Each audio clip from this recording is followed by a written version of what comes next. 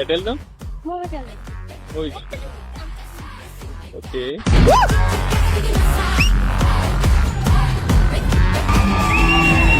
ఇస్తాడు బావ నాకు, అందుకే తన మూవీకి వెళ్ళాలి. అవునా?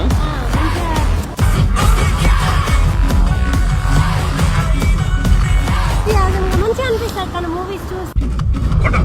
ఇది క్రికెట్ గ్రౌండ్ కాదురా, బంతిలా ఇసరడానికి. ఇది కుస్తీ. ఇక్కడ పైల్వాన్ని పరిలోనే ముంచి కొట్టాలి.